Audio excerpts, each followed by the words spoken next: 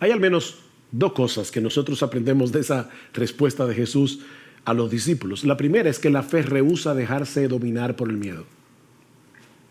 La fe rehúsa dejarse dominar por el miedo. La pregunta del Señor puede parecer un tanto extraña en medio de una situación tan extrema, ¿verdad? ¿Por qué tenéis miedo? ¿Cómo que por qué?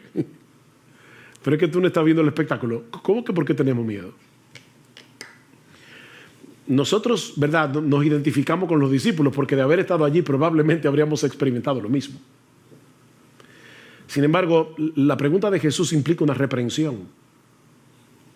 ¿Por qué reaccionan con miedo?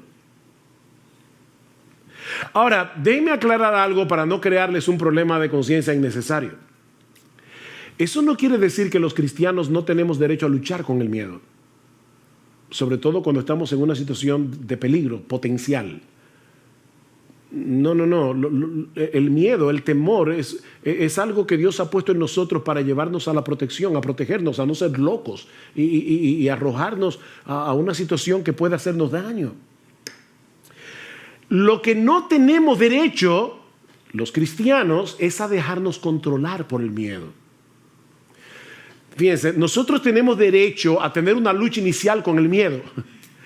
Lo que no tenemos derecho es a dejarnos dominar por el temor, tomando en cuenta que nosotros tenemos un Dios como el nuestro que cuida de nosotros. Los discípulos perdieron el control de sí mismos al punto de hablarle a Jesús con insolencia. Maestro, ¿no te importa? Oigan la expresión. ¿No te importa que perezcamos? En vez de mostrar una fe sumisa y esperar confiados en que Jesús iba a hacer lo que él tenía que hacer, la frustración, el miedo, los llevaron a reprocharlo por su falta de cuidado y de amor. Ahora, no olviden, mis hermanos, que ellos acaban de ver a Jesús sanar todo tipo de enfermedad. Ellos acaban de ver a Jesús echar fuera demonios. Ellos estaban conscientes de su poder. Ellos estaban conscientes de la compasión de Jesús, pero dejaron que el miedo los controlara. En otras palabras, en ese momento ellos perdieron su teología. Ellos perdieron su teología.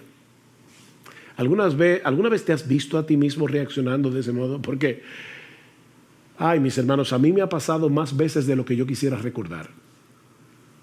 Me ha pasado más veces de lo que yo quisiera recordar. Sabemos que el Señor es bueno, sabemos que Él es todopoderoso, sabemos que Él está lleno de compasión y de sabiduría. De hecho, tú y yo tenemos un conocimiento mayor que el que tenían los discípulos esa noche, porque nosotros vivimos del otro lado de la cruz. Ellos todavía en ese momento no habían visto a Cristo muriendo por nuestros pecados y recibiendo en su cuerpo la ira de Dios por nuestros pecados para que nosotros pudiésemos ser absueltos en el tribunal de Dios. Ellos vivieron del otro lado de la cruz. Pero ¿cuántas veces reaccionamos con esa misma clase de insolencia? Con esa misma clase de incredulidad en medio de la prueba. No lo decimos con palabras.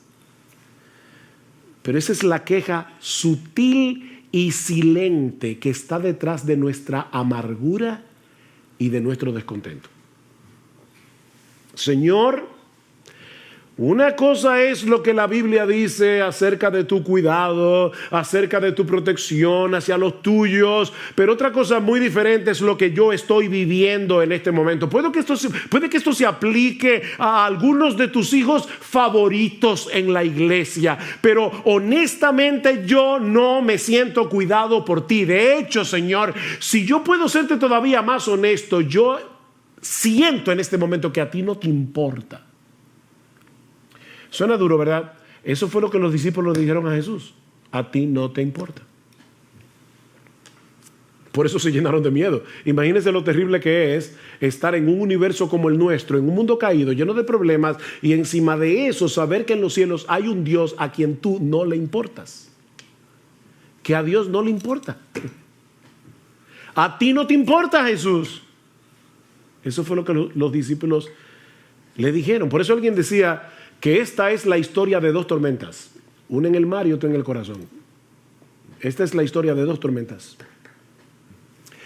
Mis hermanos, ¿qué debemos hacer cuando percibimos esa agitación inicial de nuestras almas? Cuando percibimos que hay un peligro o una aflicción, porque decimos la fe rehúsa dejarse dominar por el miedo. Sí, pastor, eso suena muy bonito, pero ¿cómo yo hago eso? Bueno, eso me lleva a la segunda enseñanza, a la segunda lección que nosotros podemos aprender de este relato sobre el ejercicio de la fe en medio de las pruebas, y es el hecho de que hay algo que nosotros tenemos que hacer con la fe.